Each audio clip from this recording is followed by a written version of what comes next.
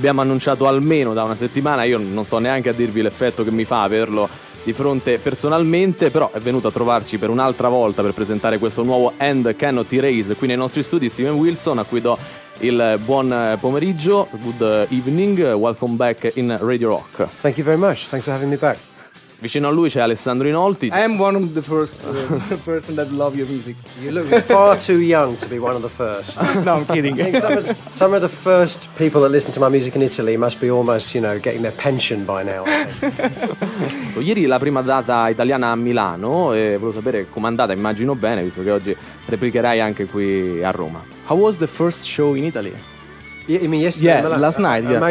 Amazing. I mean, there is something very special about Italian audiences, and I don't know whether it's just because of my history, but I always feel extra love from the Italian audience. Yeah.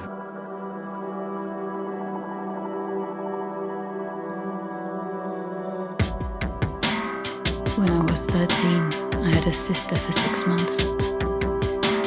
So what inspired you, and something about the story that inspired you? Sure. The inspiration comes from a real life. It comes from a situation that happened about 10 years ago. There was a woman found dead in her flat in North London, and her body had been there undiscovered for over 2 years. This was a young, attractive, popular woman. And for whatever reason, none of her friends and none of her family missed her for more than 2 years. She just disappeared off the face of the planet. When you live in a major city like London or New York or any of these places, I think there's a combination these days of fear, confusion at the whole speed of modern life, the chaos, the noise, the energy that's constantly coming at you. Everyone has this kind of, sometimes this feeling, you know what, I could go out to the pub, I could go out to the bar with my buddies, I could go to the show tonight, I just want to stay home and watch a DVD. And I think this, when you magnify that with the kind of oppressive feeling of a massive, bustling, confusing, terrifying, noisy metropolis like London, I think it's quite easy to understand how someone could just withdraw.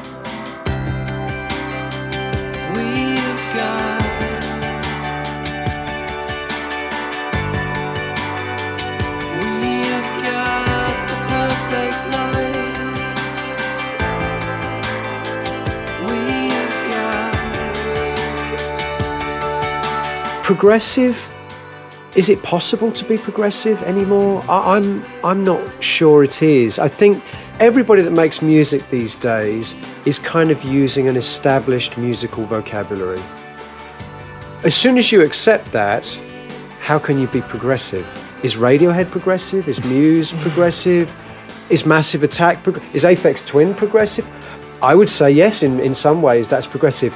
What I would say is I think there is an ambition returning to rock music, and that is of course a great thing, and I do see that there is ambitious rock music again, yeah.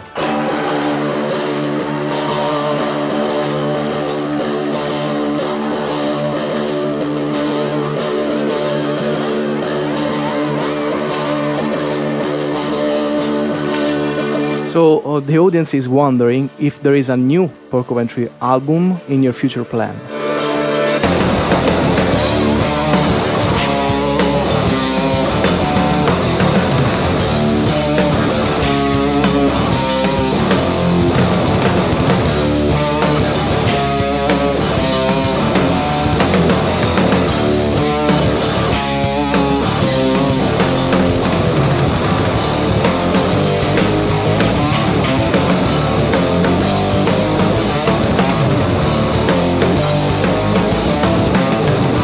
Why?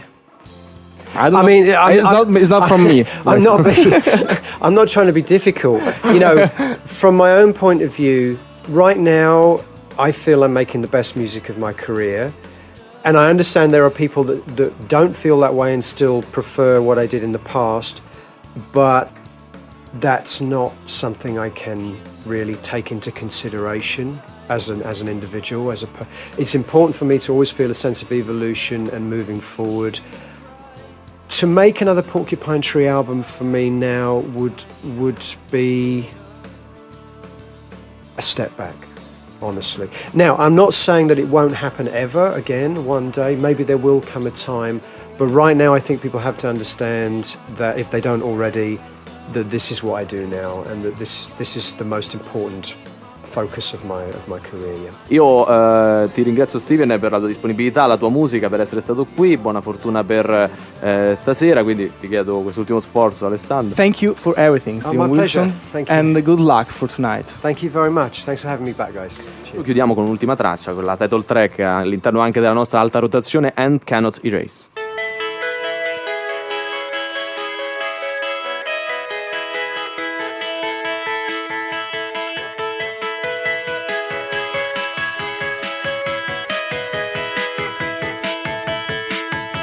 Together